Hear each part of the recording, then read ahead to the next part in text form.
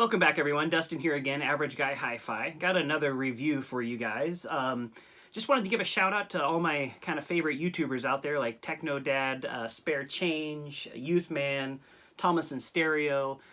This takes quite a bit more time than you would think. I'm just kind of researching these products and then making my reviews at a fairly rapid rate. So I can't really do the real in-depth dives into this equipment just because I'm making two videos a week. But there's a lot going on behind the scenes. I have a day job where I work a ton of hours kind of during the day, and then I get home and then I'm kind of researching speakers and buying speakers and driving distances to get them. So there is a lot that goes on behind the scenes. So I just wanted to give a shout out to all my favorite YouTubers out there, and just keep up the good content. I know it's time consuming now that I've done it a few times here. So I've got another subwoofer review for you guys. I've got a whole bunch of equipment over there.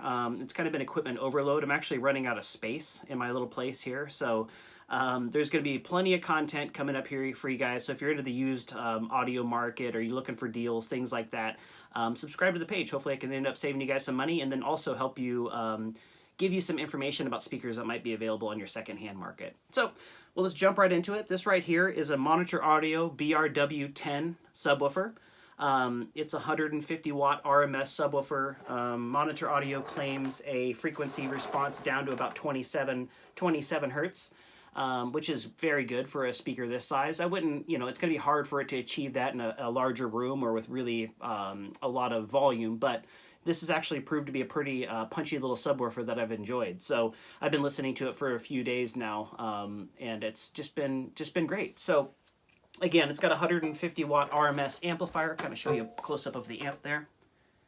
It has that kind of rectangle or long oval shape port in the back. I was worried that was going to produce some type of port chuffing, anything like that, but didn't notice any of it. Even during heavy bass scenes, it's got nice clean output. Noticed it. This is just one of those subwoofers. Was around $500 from the bigger brand, so it'd compete with like a Klipsch Sub 12.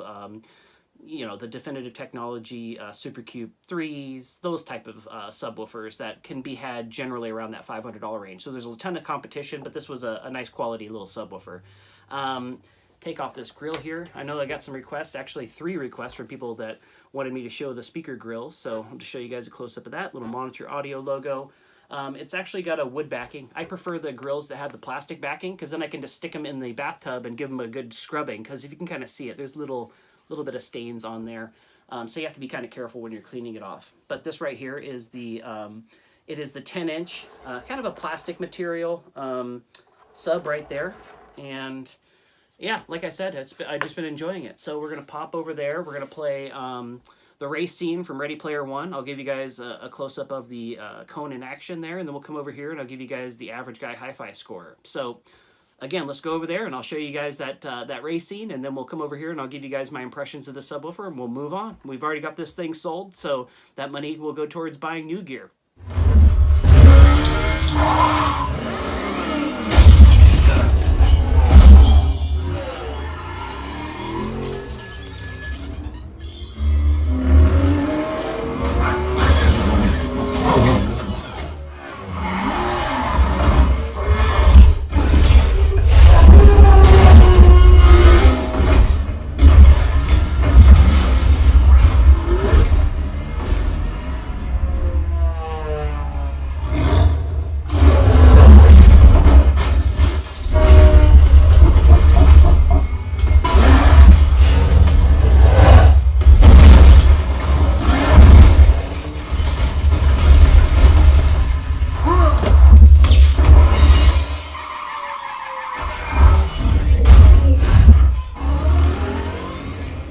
All right, hope you guys enjoyed that demo. Like I said in the other videos, Ready Player One is creeping up my list of top quality kind of show-off subwoofer movies. That race scene is just awesome. King Kong, the low frequency effects, everything in that scene is pretty good. So that's a must-own.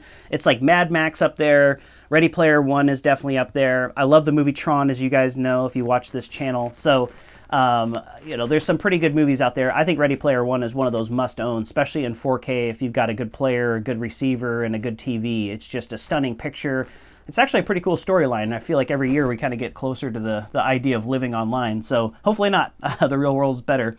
But now we're on to the Average Guy Hi-Fi section of the channel where I give you guys my impressions of the speaker. So again, there's 5 categories. Each category is worth 10 points. I'll average those categories out, and then I'll give a percentage, which is the average guy hi-fi score. So the first category is quality, how the cabinet's assembled, the grille. It's kind of an overall, how the woofer feels, just overall quality of the cabinet and the speaker itself. Second category is bass, obviously. Subwoofer, how the bass response was in my room, how it performed. Did it seem like it was stressed out? Did it go nice and deep? The next category is going to be the MSRP rating, how the speaker stacked up against the competition at that $500 price point. Was it a good deal? Was it not such a good deal? I'll give you guys my impressions there. The fourth category is aesthetics, how the subwoofer looks in my room. And then the last category is my price paid. We average all those out again, then I give you guys the percentage, which is the average guy hi-fi score. So we'll just jump right into it.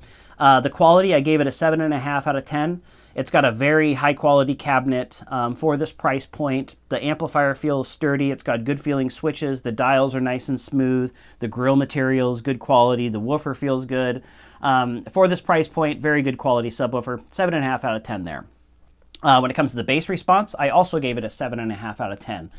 I was a little bit worried, like I mentioned, about that kind of odd-shaped port giving chuffing and those type of things. Didn't notice any of that during the high-stress scenes, anything. Subwoofer kind of maintained good composure. Again, my room's pretty small, so if you're trying to get huge bass response out of a subwoofer like this in a big room, you're probably not going to get it.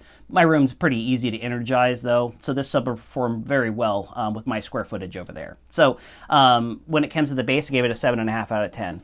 When it comes to the MSRP rating, $500 MSRP on this subwoofer, so it did have some pretty stiff competition. Shu had some subwoofers out there. Velodyne had some subwoofers out there. I think even a few of the SVS subwoofers had a $500 price point too. So I gave it a 7 out of 10 when it comes to the MSRP value. But I did see that this subwoofer was actually available on clearance and sales quite frequently at $350. So that would have just raised it way up there, because this is a very good performing subwoofer no matter what. But when you compare it to the competition, how does it stack up at that time? On the sale prices, I think those of you out there that grab those deals should be very happy with their purchase. This is a quality little subwoofer. When it comes to the aesthetics, I gave it an 8 out of 10.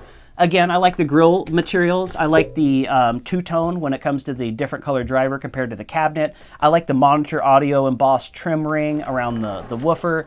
Just, it's kind of a simple, it's pretty similar, I would say, to that Polk PSW-10 when it comes to looks, especially with the grill on, but a little bit better looking in my room than that subwoofer, and this subwoofer also performed a little bit better than that subwoofer as well. So when it came to the aesthetics, I gave it an 8 out of 10.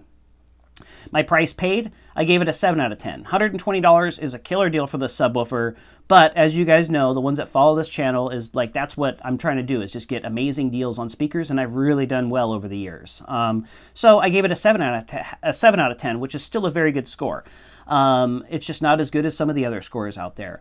So what does that all average out to? 37 out of 50, which is 74%. This subwoofer met my expectations, definitely performed very well during a lot of stress that I put on it. And I think people out there, if you own this subwoofer, maybe look for another one, try to find a second one on the secondhand market. Otherwise, be happy with what you got. It's a good performing little subwoofer. It's going to compete with the Klipsch sub-12s and things like that out there.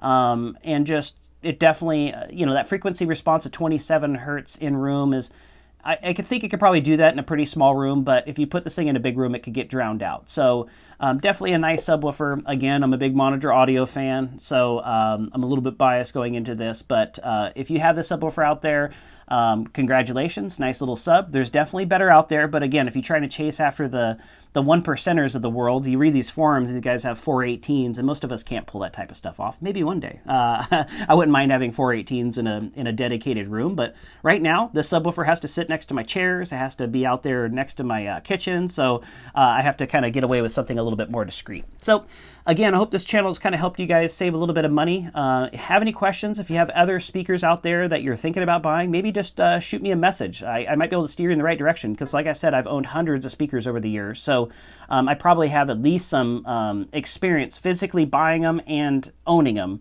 Not just, you know, people sending me speakers and I'm reviewing. I've bought them with my own money. I've listened to them. I've used them in my room. And if they didn't work, then I kind of moved on. So I'll be able to give you guys some kind of inside information, maybe point you in the right direction. And again, that's kind of the whole purpose of this channel. It's just another home audio channel, just one of thousands out there. And I'm just hoping to kind of carve my niche out here on the good deals category in the secondhand market. So if that's the stuff you're into, please subscribe to my channel. I'd love to have you.